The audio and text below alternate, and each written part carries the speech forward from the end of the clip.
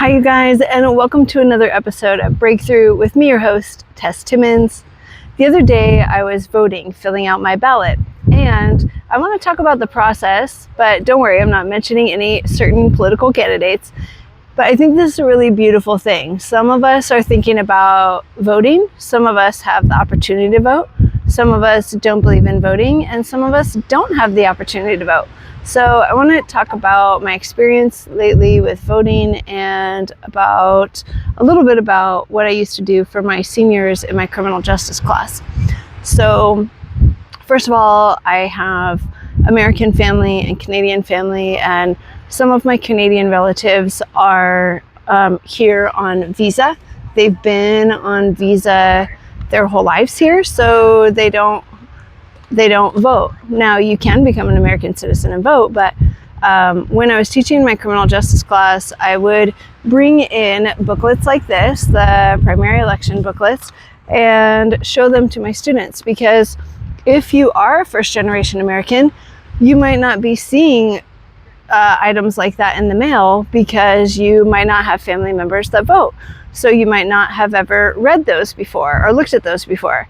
I encourage any family members that get those sent to their houses to show their teenagers so that they can look at what the ballots are like. I used to make a copy of a clear ballot, obviously, and bring it into my seniors and also sophomore classes that I taught so that they could learn how to read a ballot. It was really empowering for the students to realize that they had voice and choice in electing their board members. So, really specifically, if I had seniors in August, I wanted them to know you have the right to vote in November to determine your board members and how they operate at the school that is using your parents' salary and also your tax dollars if you're a part-time worker, right?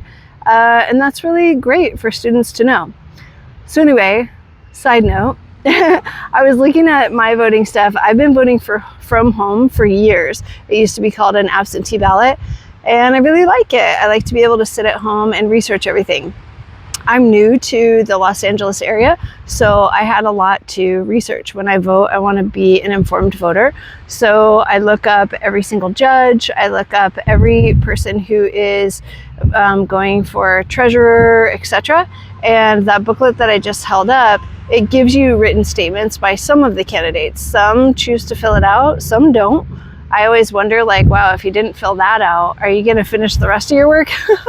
But anyway, and then I will go online, check out their social media. I'll check out their website page. I'll look at unbiased reports, and also you can look online to see the different candidates who are going. But I want to talk about the fact that when I was filling out my voter ballot this time, I was looking at all of the different candidates and I was feeling really proud of the process. Now, I know some people may say my vote doesn't matter, I don't vote, and so they might not be looking at all of this, but I think it's a really beautiful thing to know. As I was voting, I was noticing how many 30-year-olds and 40-year-olds and even some 20-year-olds are wanting to make the world a better place. We're standing up and wanting to join the political race, wanting to stand up and help their neighborhoods, wanting to stand up and help America, help California. And it really made me have a strong sense of gratitude. Sometimes when I was looking at different topics, there were several people that were great and have beautiful backgrounds. And I was thinking, wow, what a wonderful position we are in when it's hard to make a choice. And wow, if I was the person who won, I would really look at the different candidates who were running and hire them to help me, because more new voices is beautiful. And I just really think it's important to look at the bright side of politics and look at what the democracy is really about. There are several people who are running this time who are not associated with any political party whatsoever. And I just found it to be really cool, really freeing, and really exciting that so many 30 and 40-year-olds were wanting to help. There's people of all sorts of different professions, all sorts of different backgrounds that have all sorts of different ideas. There are people who have families, people who don't. And it just really made me feel good to see how many people want to make the world a better place. How many people are willing to stand up and help their neighborhood, help their city, help their state. And so I really urge everyone to look at the booklets, to look at the ballots, and obviously to vote.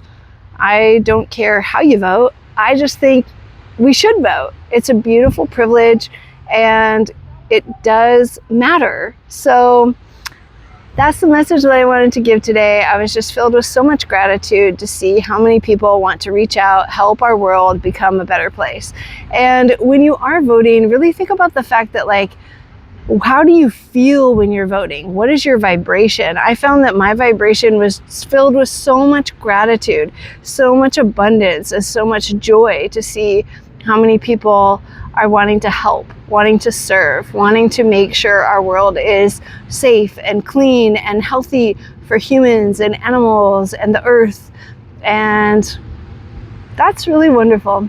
All right, have a beautiful day, and I'll talk to you later. Bye.